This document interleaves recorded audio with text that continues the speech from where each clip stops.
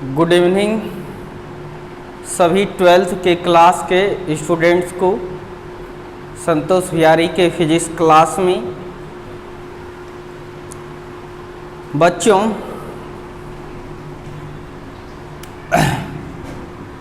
अभी आपका detail physics भी चल रहा है। डिटेल फिजिक्स और साथ ही साथ शॉर्ट फिजिक्स भी चल रहा है।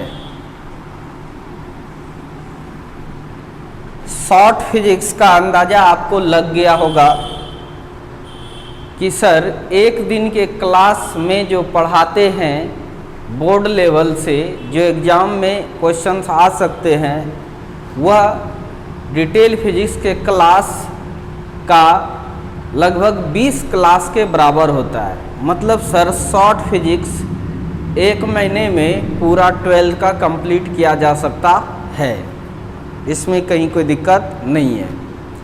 अब डिटेल फिजिक्स में कौन कौन सा चैप्टर हो गया है? आपका चैप्टर 1 हो चुका है और 2 जो इलेक्ट्रोस्टैटिक्स है। चैप्टर 3 हो चुका है, करंट इलेक्ट्रिसिटी, आज समाप्ति हो जाएगा। 4 चैप्टर स्टार्ट हो चुका है ऑफलाइन क्लास में, जिसका कि वीडियो अपलोड नहीं हो रहा है। ये पढ़ा चुके हैं। अच्छा चलो, और ऑप्टिक्स 9 और 10 मानो कंप्लीट, कैकी छठ तक में इसको कंप्लीट कर दिया जाएगा। अब बच रहा इसमें 4 स्टार्ट हुआ है ऑफलाइन में, 5 भी ऑफलाइन में चलेगा, 6 भी ऑफलाइन में चलेगा, 7 भी ऑफलाइन में चलेगा, 8 भी ऑफलाइन में पड़ेगा। इतना सा जो है चैप्टर 1, 2, 3, 9 और 10, ये 70% समय ये लेता है और 70% कोर्स ये कंप्लीट शो करता है आपका। 4, 5, 6, 7, 8 ये चैप्टर 10% टाइम लेगा। 20% तब बचता है मॉडर्न फिजिक्स। 20% सिलेबस बचता है मॉडर्न फिजिक्स, जो कि कल से ऑनलाइन स्टार्ट होगा ये। तो 70-20 90% आपका ऑनलाइन पढ़ाया जाएगा, लेकिन गिनती के हिसाब से चैप्टर 4, 5, 6, 7, 8 ये ऑफलाइन में होगा, जिसका कि वीडियो अपलोड नहीं होगा।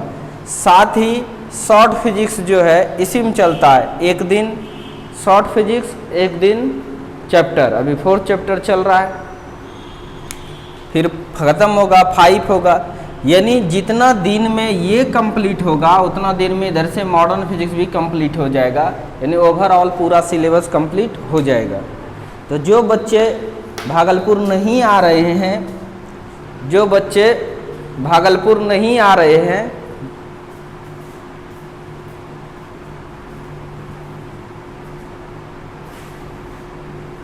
जो बच्चे ऑफलाइन नहीं आ रहे हैं, उसका शॉर्ट फिजिक्स छूटेगा। Chapter 4, chapter 5, chapter 6, chapter 7, chapter 8 ये सब उसका छूटेगा, उसके लिए वही जिम्मेवार होंगे। डिटेल फिजिक्स आपको इसलिए पढ़ाते हैं ताकि आप विद्वान बन जाएं, यानी आप फिजिक्स सीखें, इसीलिए डिटेल फिजिक्स पढ़ाया जा रहा है। बोर्ड का मात्र 1 महीने में हम पूरा केवल पढ़ा नहीं देंगे, आपको एग्जाम में भी सब क्वेश्चंस आ जाएगा उसी से, यह बात हम बोल रहे हैं। इसीलिए आपको ऑफलाइन क्लास ज्वाइन करना ही करना है। अगर सारा चीज़ हम ऑनलाइन ही दे देंगे तब ऑफलाइन क्लास ही मेरा बंद हो जाएगा। इसीलिए मैं ये सब चैप्टर्स को और शॉर्ट फिजिक्स को बाहर लीक नहीं ही करेंगे, ठीक है। तो चलते हैं अब हम लोग आज के टॉपिक पर।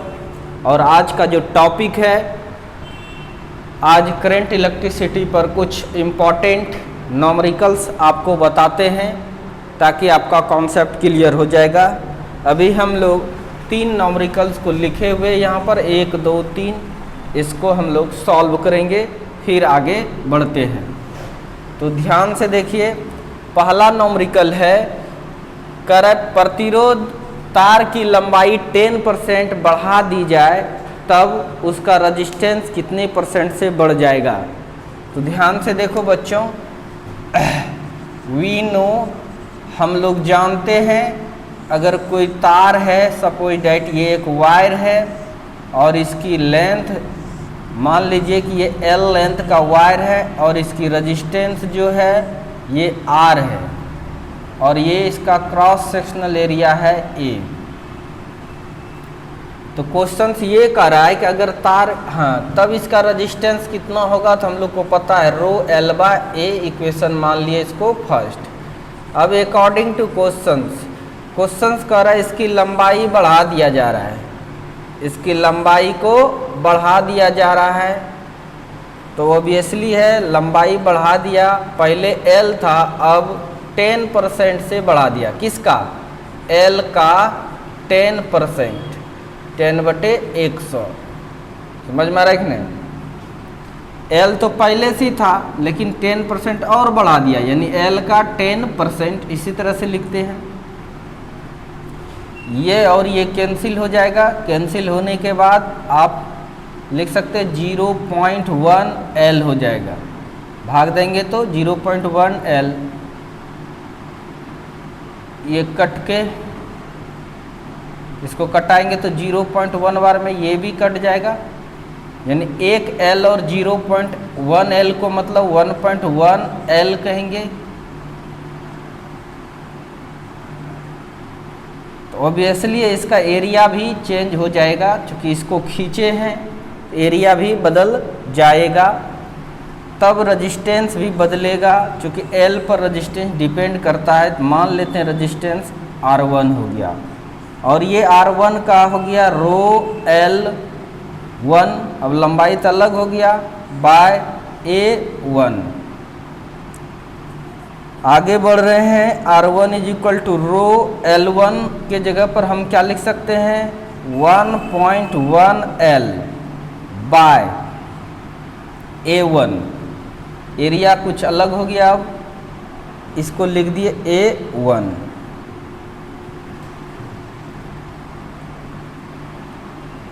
अब इसका इक्वेशन मान लो इसको सेकेंड। अब इसका वॉल्यूम और इसका वॉल्यूम भी सेम होगा, ऐसा क्वेश्चन मैंने क्लास में डिस्कस भी किया है कई एक बार। From volume constant, volume constant, यानी पहले का वॉल्यूम आयतन बराबर क्या होता है, क्रॉस सेक्शनल एरिया इंटू लंबाई, यानी AL is equal to A1, इसका लंबाई 1.1 L, L ने L को कैंसिल कर दिया और इस तरह से आप यहाँ पर A इज इक्वल टू ये पुट कर सकते हैं,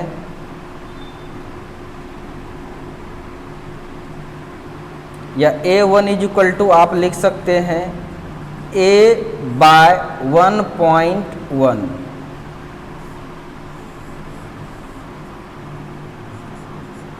समीकरण सेकेंड में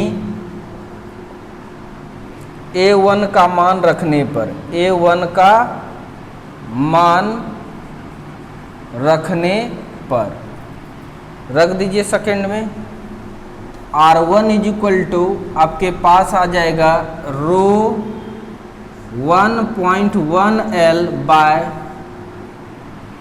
A1 के जगह पर A बाय 1.1। इसमें किसी को कोई दिक्कत नहीं होना चाहिए, हम मिटा रहे हैं इसको, क्वेश्चन 1 को। यहाँ तक किसी को कोई दिक्कत नहीं होनी चाहिए। तो इस तरह से R1 इज इक्वल टू आपके पास रो L है, A है, ये सबको एक जगह कर रहे हैं, रो L बाय A। इंटू बच गया क्या 1.1 बाय नीचे से ऊपर चला जाएगा 1.1 R1 is equal to rho l by A into इसको गुना करेंगे तो 121 इतना आ जाएगा। इसको मान लीजिए इक्वेशन ये थर्ड। तो पहले नोट करो, अब बन गया है। इधर पॉज करके नोट करो, यहाँ से यहाँ तक पॉज करो, यहाँ तक नोट करो। मिटा रहा हूँ इसको।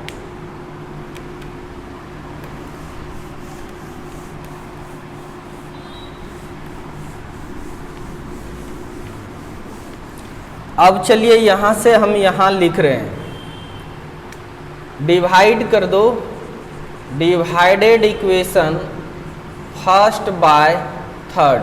फर्स्ट को थर्ड से भाग देंगे। फर्स्ट यही जानते रो एल बाय ए, इसमें थर्ड से डिवाइड करो तो R1 हो जाएगा बाय इसका resistance row l by A into 1.21। ये पूरा का पूरा टर्म कैंसिल हो गया और आपके पास R by R1 is equal to 1 by 1.21 आया।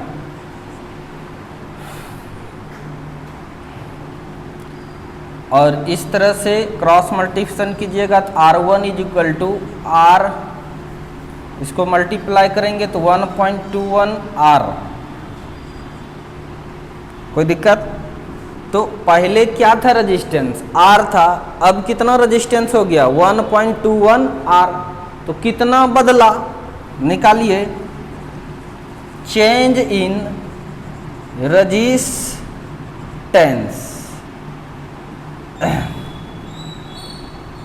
चेंज इन रेजिस्टेंस मतलब डेल्टा R निकालना है। तो ये कैसे निकलेगा, पहले का रेजिस्टेंस या चलो फाइनल रेजिस्टेंस कितना निकला R1, पहले क्या था R था, पहले क्या था R था, यानी चेंज इन रेजिस्टेंस आपके पास निकल गया R1। R1 का मान पुट कर दिए 1.21 R माइनस R। जब इसको घटाएंगे तो डेल्टा R आपका निकल जाएगा 0.21 R। 1.21 R में घटा दिए एक R को तो 0.2 R निकल गया। ये चेंज इन रेजिस्टेंस आपका निकल गया है। केवल आपको रेजिस्टेंस में बदलाव कहेगा तो इतना आप कीजिएगा, लेकिन परसेंटेज चेंज कर रहा है कहेगा तो percentage change in R, percentage change in R।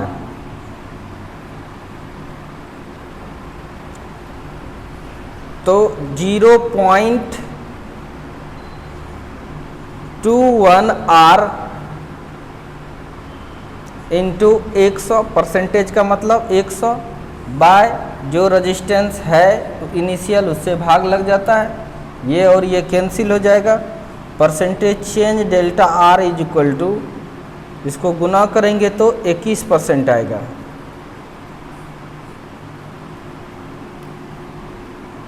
कितना 21%, यानी अगर लंबाई को 10% से बढ़ा देते हैं तो परसेंटेज जो है वो 21% से बढ़ जाएगा। तो पॉज करो और नोट करो, कर लिया होगा, कर लिया होगा। अब अगले सवाल पर चलते हैं।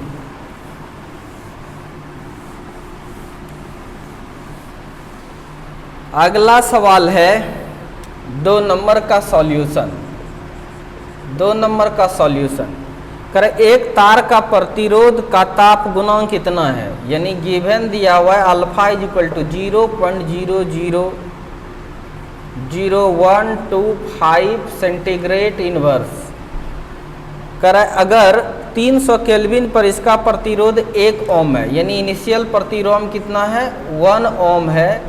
कितना टेम्परेचर पर बाबू 300 केल्विन टेम्परेचर पर।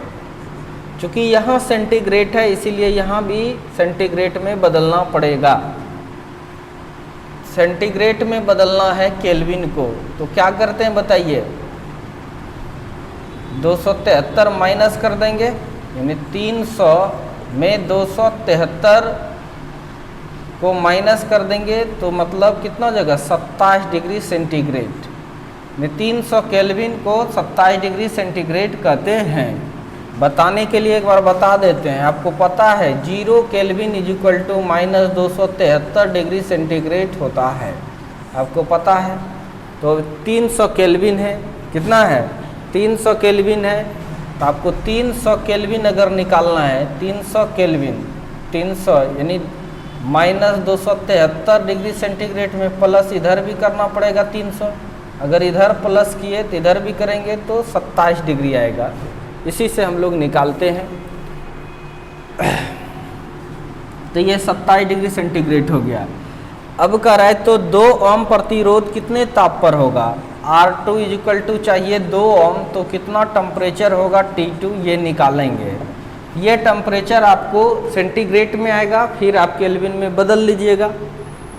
तो बच्चों आपको बताए थे कि अल्फा इज इक्वल टू, चूँकि अल्फा इज इक्वल टू क्या होता है, change in resistance by initial resistance into T2 minus T1। सारा वैल्यू आपको दिया हुआ है, ये भी दिया हुआ है, देखिए ये दिया हुआ है, R2 दिया हुआ है, R1 दिया हुआ है, R1 दिया हुआ है, T1 दिया हुआ, अकेला T2 बचता है। आप इसको आराम से निकाल सकते हैं, लेकिन बच्चों T2 का मान आएगा कुछ न कुछ, तो ये किस में आएगा, सेंटीग्रेड में। किस में आएगा, सेंटीग्रेड में। आपको केल्विन में बदलना पड़ेगा, फिर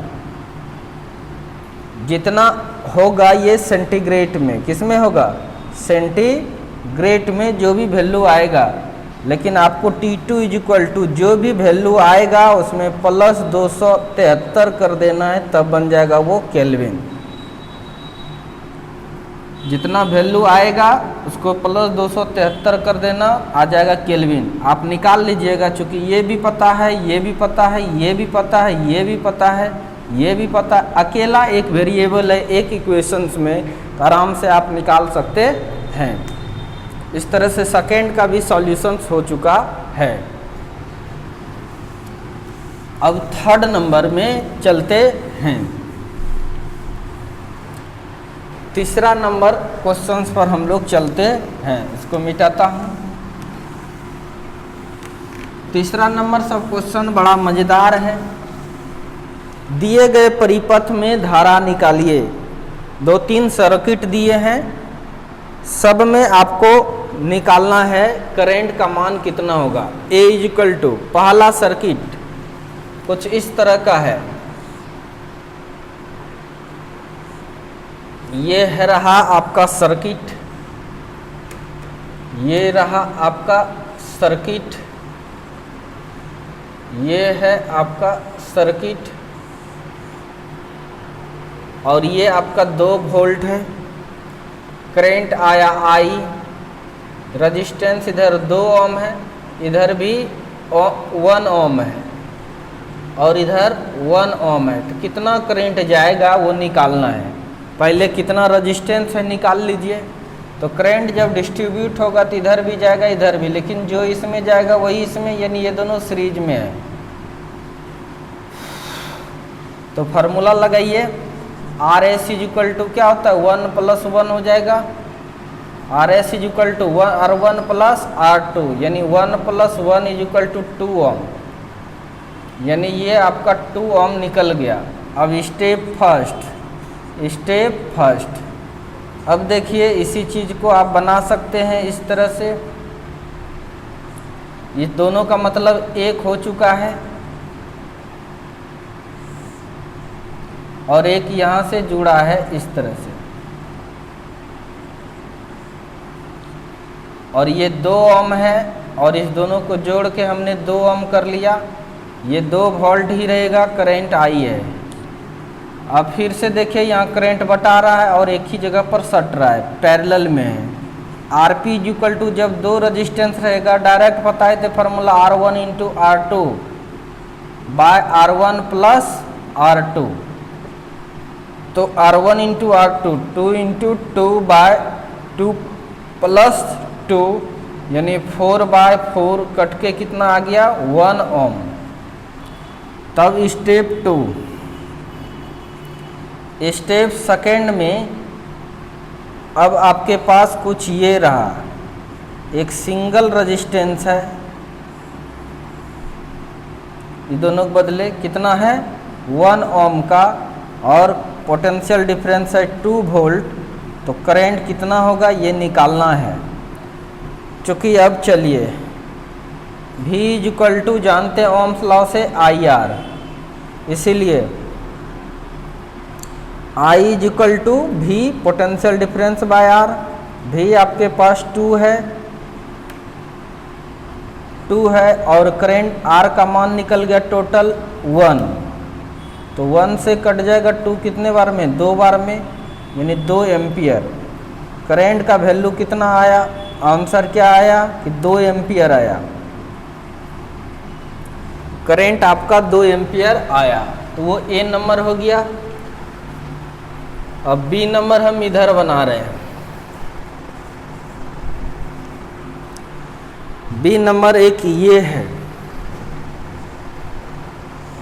एक रेजिस्टेंस, दूसरा और ये तीसरा, इस तरह से ये 20 वोल्ट पर है और ये 0 वोल्ट है, यानी पोटेंशियल डिफरेंस है तो करंट तो फ्लो करेगा ही। और ये रेजिस्टेंस 2 ओम है और ये 4 ओम है और ये 2 ओम है। ध्यान से देखिए, एक तार बिना कुछ किए इधर जोड़ दिया है, तो पानी बह के आया, एक कचरा वाला रास्ता, एक बिना कचरा वाला, तो ऊपर से फ्लो होके चला जाएगा इधर, यह रेजिस्टेंस यूजलेस हो जाएगा।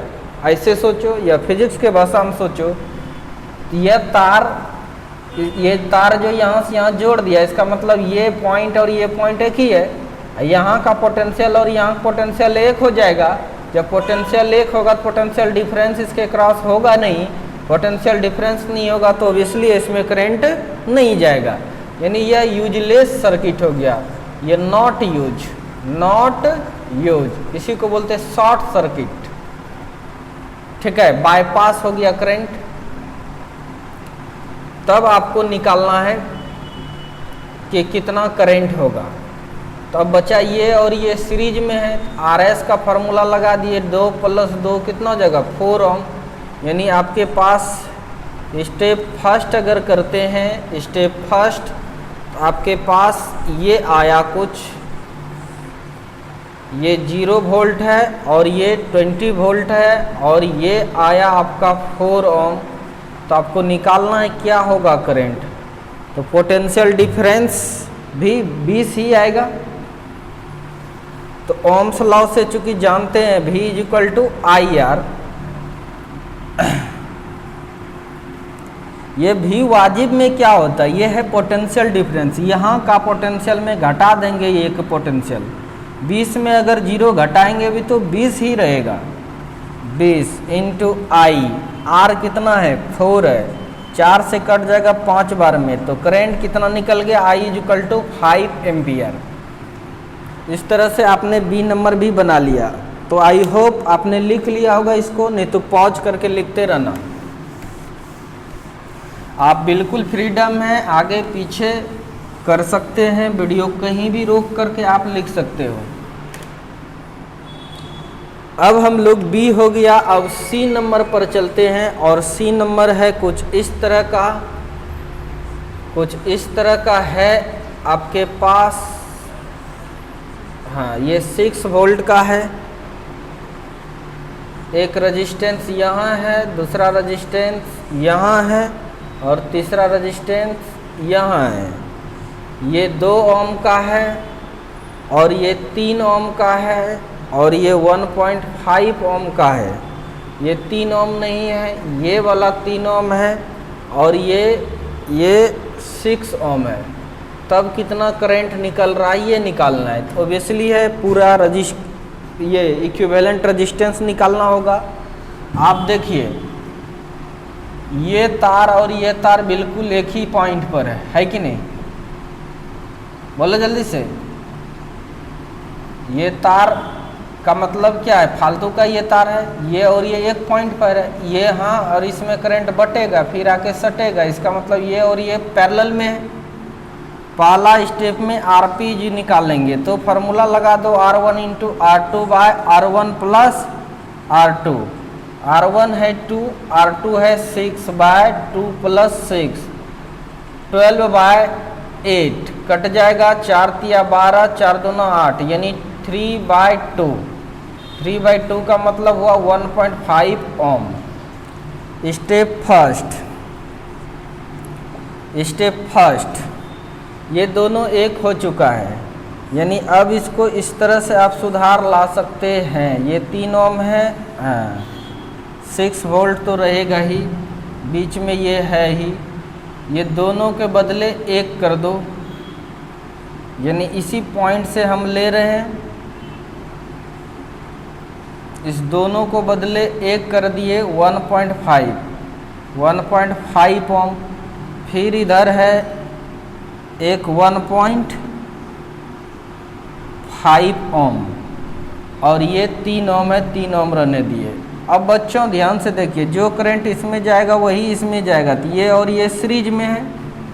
स्टेप 2 में RS लगा दो तो 1.5 का फार्मूला होता है R1 प्लस R2। 1.5 प्लस 1.5 मतलब 3 ओम हो जाएगा। ये निकल गया आपका 3 ओम। हम मिटाते हैं इधर।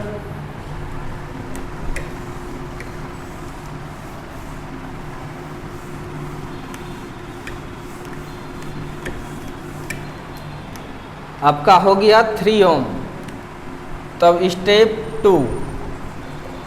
स्टेप 2 पर आते हैं हम लोग और ये बना रहे हैं इस तरह से।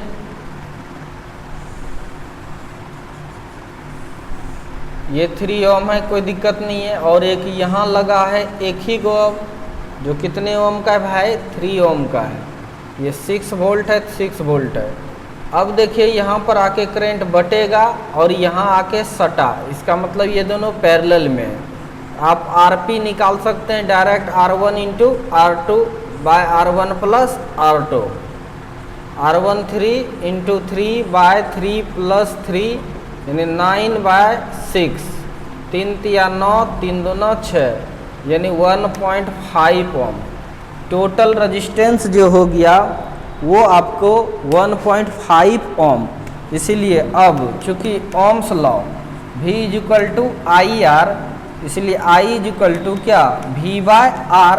और पोटेंशियल डिफरेंस आपको 6 वोल्ट दिया हुआ है और R आप निकाल चुके हैं 3/2। 3/2 ये कट जाए कितने बार में? 2 बार में। तो यह 2 और ये नीचे से ऊपर गया 2, 2 2 कितना हो जाएगा? 4 एम्पियर। यानी इससे जो करंट जाएगा सर्किट से वो कितना निकला? 4 एम्पियर। कितना निकला? करंट जो जाएगा वो क्या निकला? 4 एम्पियर। आई होप आपको ये क्लियर समझ में आ गया। ये तीनों आप आराम से बना सकते हैं। जल्दी से हम हटते हैं और आप पॉज कीजिए। कर लिया? चलिए अब नेक्स्ट क्वेश्चन ये दोनों लिखे, इस दोनों क्वेश्चंस को बनाएंगे बारी बारी से। 3 क्वेश्चंस है, 1 2 3। करे बिंदुओं A एवं B के बीच तुल्य प्रतिरोध ज्ञात करें।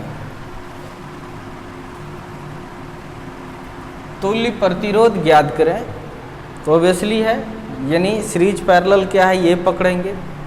ध्यान से देखिए, 4 रेजिस्टेंस है, 1 2 3 4 5, यानी ये व्हीटस्टोन ब्रिज है। ए नंबर का सॉल्यूशंस को देखें तो ए नंबर का फिगर हम चेंज कर रहे हैं।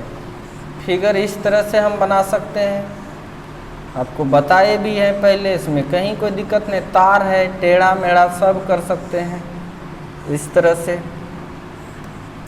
अब देखिए ये 2 ओम है,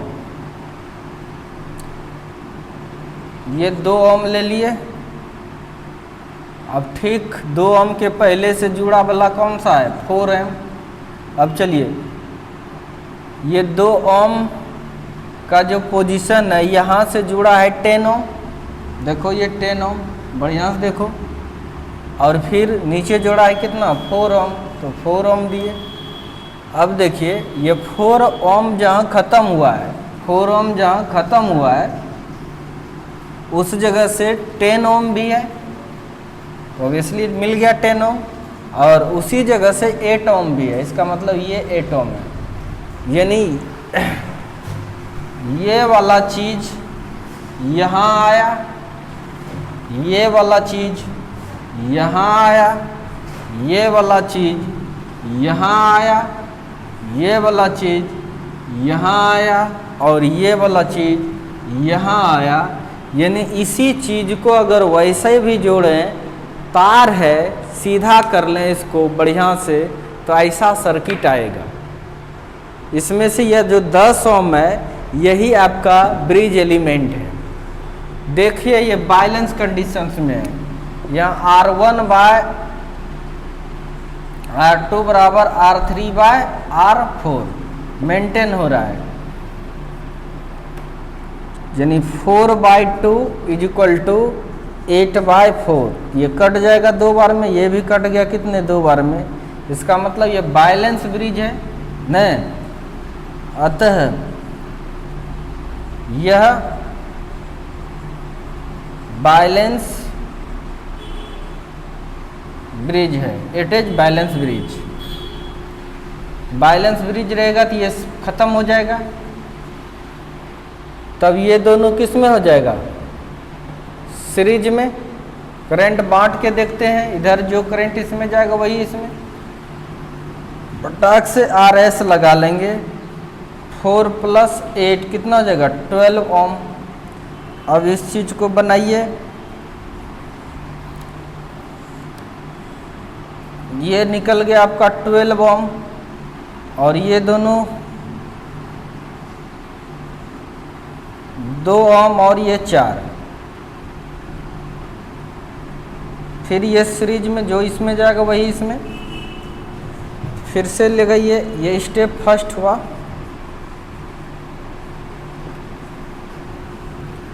अब RS इज इक्वल टू 2 + 4 कितना हो जाएगा 6 ओम। इसमें किसी को कोई दिक्कत हमें नहीं लगता है, हम इधर क्वेश्चंस मिटाते हैं।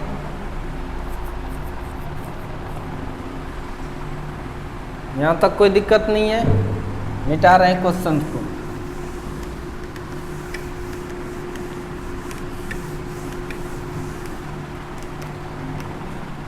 अब स्टेप 2 में आते हैं हम लोग।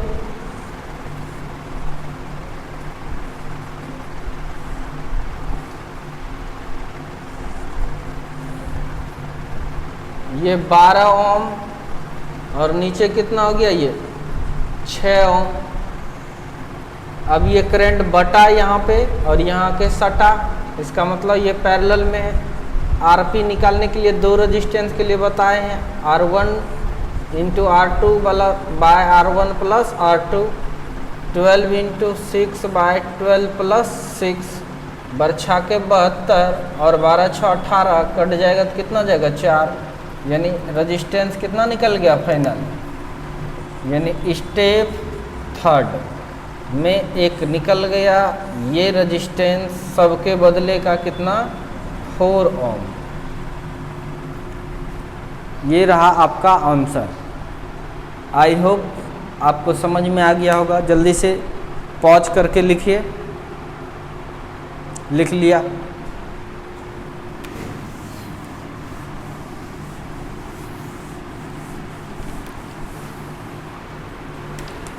अब बी नंबर वाला बनाएंगे। ये भी व्हीटस्टोन ब्रिज ही है।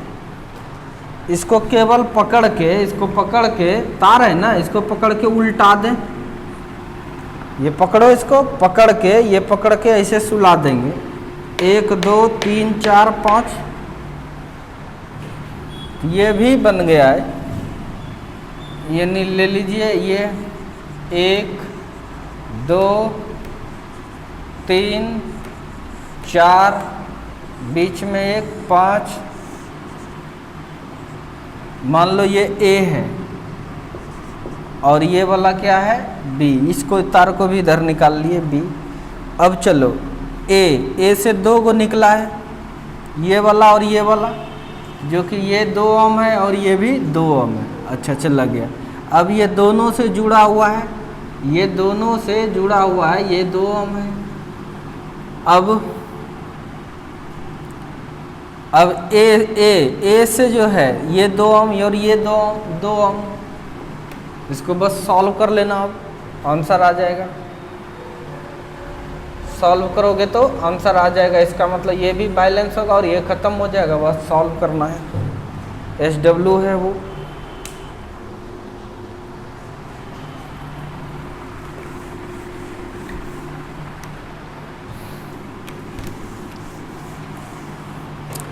अब ये क्वेश्चंस थोड़ा सा अच्छा है, बिहार बोर्ड पूछा भी है। करे यदि 220 वोल्ट एक बल्ब है जो कि 220 वोल्ट और 60 वाट,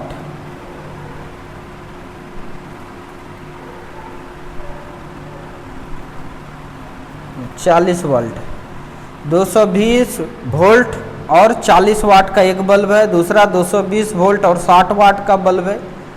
दोनों को 220 वोल्ट आपूर्ति के साथ श्रेणी क्रम में जोड़ दिया है, यानी कुछ ऐसा है, श्रेणी क्रम में जोड़ा है। ये बल्ब है, एक बल्ब, फिर दूसरे बल्ब को यहाँ पर जोड़ दिया है, ठीक है। ये बल्ब का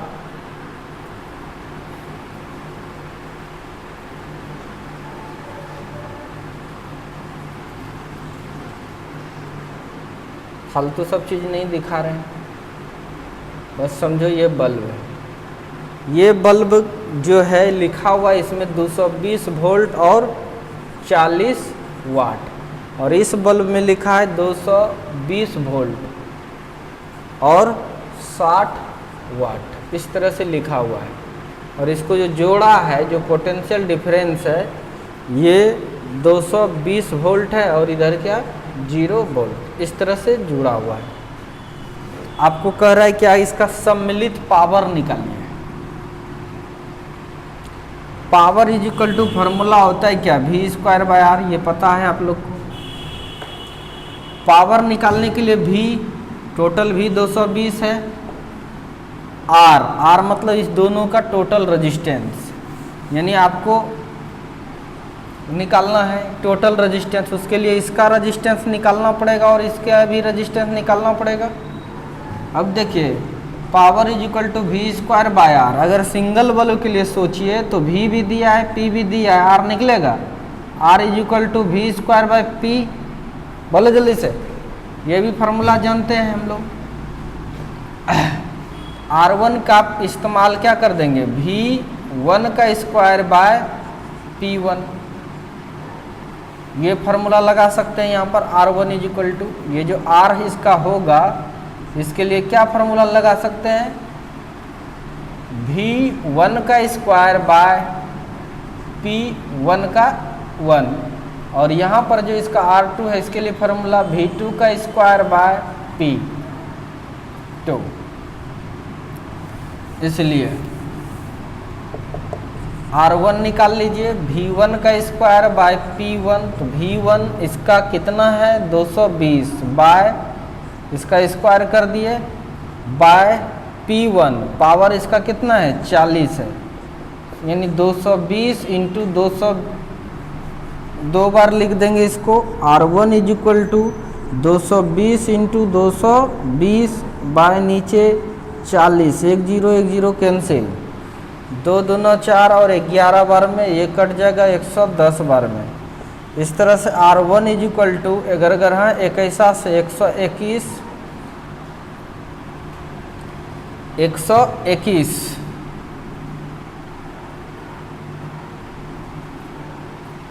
121 और 1 0, इतना ओम आ गया। अब 9, अब R2 निकालना है। R2 इज इक्वल टू क्या हो जाएगा, V2² बाय R,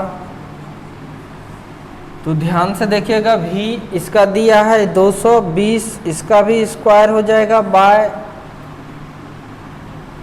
P2 इसका 60 है, कितना है 60 है। तो R2 इज इक्वल टू आप निकाल सकते हैं 220 को 2 बार लिखिए, स्क्वायर है इसीलिए 2 बार लिख दिया, बाय कितना है 60, तो ये 0 और ये 0 कैंसिल, 2 तिया 6 और ये कितने बार में 11 बार में।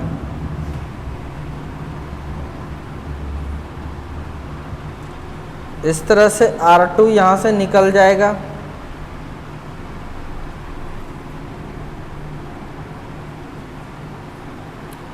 बहुत लंबा होगा, ऐसे भी करके बनाना, या देखते हैं इसको शॉर्ट में बना देते हैं, डायरेक्ट वैल्यू पुट नहीं करेंगे।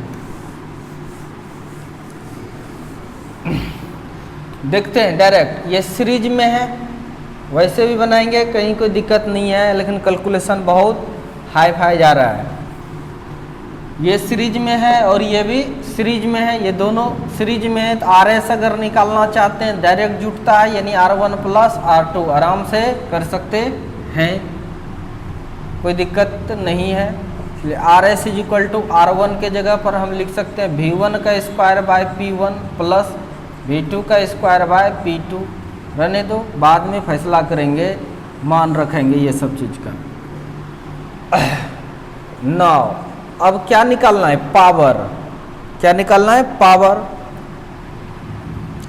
पावर ऑफ सर्किट, यानी पूरे सबका पावर कितना होगा। तो पावर का formula V square by R मतलब ये दोनों RS, और P इक्वल टू V का स्क्वायर, V दिया हुआ है 220 वोल्ट, यहाँ ये वाला भी है, ये वाला भी 220 का स्क्वायर हो गया, और RS का अब मान रखिए क्या है, V1 का square by P1 plus V2 का स्क्वायर बाय P2। ये पावर इज इक्वल टू 220 का स्क्वायर, अच्छी बात है। V1 कितना है 220 ही है, ये भी 220 का स्क्वायर बाय P1 कितना है 40 प्लस 220 का स्क्वायर बाय P2 कितना है 60। समझ में आ गया। P इक्वल टू 220 का स्क्वायर बाय, कॉमन ले लो, 220 का स्क्वायर कॉमन आ गया तो 1/40 प्लस 1/60। अब ये और ये कैंसिल, यहाँ पर 1/ इसका एलसीएम ले लो 120, 40 तिया 120, 60 दूना, इस तरह से। इसलिए P इक्वल टू ये ऊपर चला जाएगा तो 120/3 2 5, कटाइएगा 5 2 10, 5 चौके 20, यानी पावर कितना आ गया 24 वाट। दोनों बल्ब को मिला दिए तब कितना पावर आ गया 24 वाट। पहले जो भी बना रहे थे वो भी सही था, लेकिन वो बढ़ा जाता कैलकुलेशन, इस तरह से किए तो अपने कट गया, क्योंकि यहाँ वाला और ये पोटेंशियल डिफरेंस यानी वोल्टेज सेम था। इस तरह से ये भी कंप्लीट हो गया, और एक लास्ट क्वेश्चन और बताएंगे सेल वाला, उसके बाद कंप्लीट हो जाएगा। तो पॉज करो वीडियो को। चलिए अब नेक्स्ट क्वेश्चन रहा अब ये, अब उसके बाद क्लियर हो जाएगा। क्वेश्चंस को समझना है। करे खुले परिपथ में एक सेल का विभवांतर 2.2 वोल्ट है, यानी जब सर्किट ओपन है, सेल में इंटरनल रेजिस्टेंस भी होता है, आपको पता है। सर्किट में अभी कुछ नहीं है, खुला हुआ परिपथ है, तब पोटेंशियल डिफरेंस और ईएमएफ दोनों बराबर होता है। तब पोटेंशियल डिफरेंस और ईएमएफ बराबर होता है, और आपको यही दिया हुआ है कितना, यानी ईएमएफ दिया हुआ है, पोटेंशियल डिफरेंस दिया हुआ है खुला परिपथ का, तो वो किसके बराबर होता है? पोटेंशियल डिफरेंस का, और वह दिया है 2.2 वोल्ट। ओके, यानी आपके पास अभी फॉर ओपन सर्किट लिख देता हूँ, सर्किट पोटेंशियल डिफरेंस 2.2 वोल्ट है। इसका मतलब ईएमएफ दिया हुआ है कितना? 2.2 वोल्ट। व्हेन या for close circuit, for close circuit, close circuit जब होता है तो उस समय हम लोग को पता है कि पोटेंशियल डिफरेंस छोटा हो जाता है किससे? ईएमएफ से। इसको जब जोड़ दिए, अब इसको जोड़ दिए एक्सटर्नल सोर्स से, तब इसका पोटेंशियल जो होता है वो 2 वोल्ट है। तब ये इंटरनल रेजिस्टेंस होगा कितना? ये 4 ओम है। निकालने के लिए कह रहा है बच्चों। यानी इसका ईएमएफ आपको पता है 2.2 वोल्ट है, पोटेंशियल डिफरेंस कितना है? 2 वोल्ट है। तो आप जानते ही है ईएमएफ किसके बराबर होता है? V plus IR। आपको पता है ईएमएफ क्या था? पूरा बैटरी का एनर्जी, लेकिन कुछ एनर्जी बर्बाद भी होता है। वही होता है किसका? पोटेंशियल का। ये बैटरी का इंटरनल रेजिस्टेंस के कारण कुछ एनर्जी बर्बाद होता है। इसलिए EMF is equal to V, इधर माइनस है प्लस IR। यदि हम डायरेक्ट फार्मूला इस्तेमाल करेंगे, इसी से फार्मूला आता को सिखा चुके हैं, I is equal to EMF by R plus R। ये फार्मूला हम लोग जानते हैं, कहीं कोई दिक्कत नहीं है। तो इस फार्मूले से हम लोग करंट निकाल लेंगे। कैसे निकालेंगे? I इज इक्वल टू, या इसको ये जानते हैं, इक्वेशन फर्स्ट मान लो। अब नाउ अब क्या जानते हैं? V इज इक्वल टू क्या होता है? IR। इसीलिए V तो पता है 2 वोल्ट है। I का मान रख दीजिए,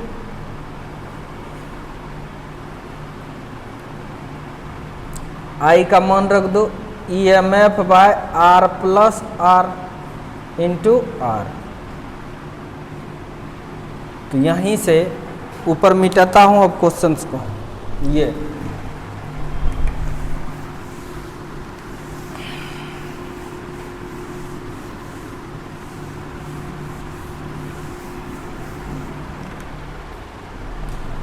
क्वेश्चंस मिटा रहा हूं, देखिए। अब चलते हैं हम लोग, क्या करें? मान रखिए 2 इज इक्वल टू EMF दिया हुआ है कितना? 2.2 वोल्ट बाय R 4 है plus small r into R क्या है? 4। क्रॉस मल्टीप्लिकेशन कीजिए या इसको कटाइए, 2 दूना 4, यानी 1 इज इक्वल टू 22 दूना 44, 4.4 बाय 4 प्लस R ना कुछ तो 1 by cross multiplication 4 plus R is equal to 4.4।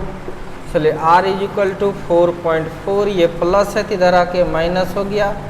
इस तरह से इंटरनल रेजिस्टेंस 0.4 ओम आराम से आ जाएगा। यहाँ तक में किसी को कोई दिक्कत नहीं है। फटाक से वीडियो को पॉज करो और आप इसे लिख लीजिए। लिख लिया होगा।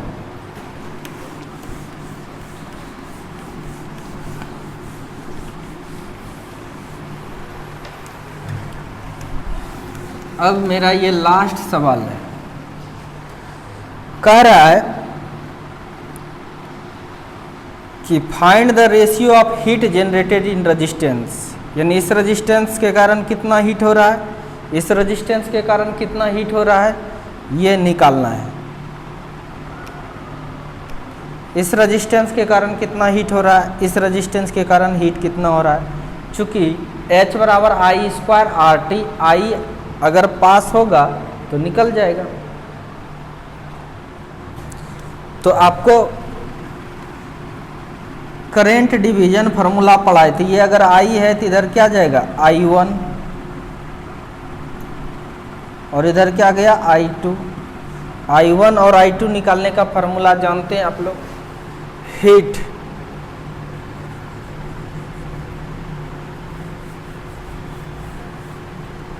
चलिए आपको निकालना हीट यानी H1/H2 इक्वल टू वाट। तो चलिए H1 पहले का रजिस्टेंस, H का फार्मूला क्या था I²RT। तो टाइम तो जितना देर इसमें जाएगा उतना ही रहेगा, इसलिए 1 2 नहीं डाल रहे हैं। रजिस्टेंस इसका R1 डाल दिए, करंट भी इसमें I1 गया, H2 था H2 दे दिए। इसके लिए करंट का मान I2 R2, टाइम तो सेम ही जाएगा, दोनों में टाइम कैंसिल हो गया। हीट का अनुपात H1/H2 इक्वल टू चलिए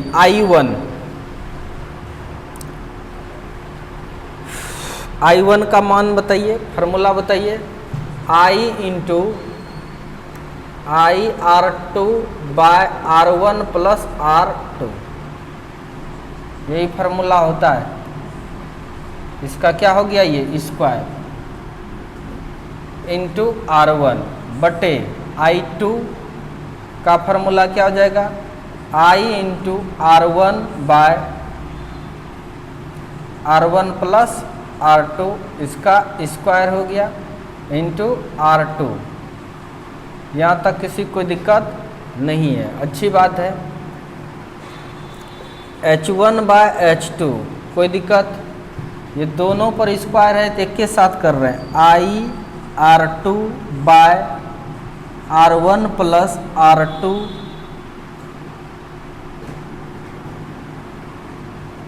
भाग है तो गुना में चेंज कर दो, R1 plus R2 bye I/R1, दोनों पे स्क्वायर है, एक के बार में स्क्वायर डाल दिए, और इधर R1/R2, R1/R2। अब देखिए ये और ये कैंसिल, I से I भी कैंसिल, तो H1/H2 is equal to R2/R1 into R1/R2।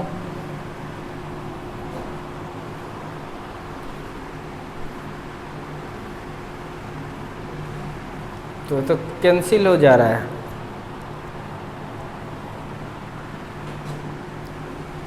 देखते हैं कहाँ पर क्या है। चलिए ये ठीक है, यहाँ R1 और R1 R2 कट जाएगा, इसका मतलब इसका अनुपात क्या आया H1:H2 बराबर को ऐसे लिखते हैं ना, कुछ तो ये कट के 1/1 आया ना, तो 1:1। ठीक है, तो हीट दोनों ही केस में बराबर होगा। इसका रजिस्टेंस ज़्यादा कम है तो इसमें करंट ज़्यादा चला गया, इसका रजिस्टेंस कम है तो इसमें करंट कम जाएगा, रजिस्टेंस ज़्यादा है तो करंट कम जाएगा, इसमें रजिस्टेंस कम है तो करंट ज़्यादा जाएगा।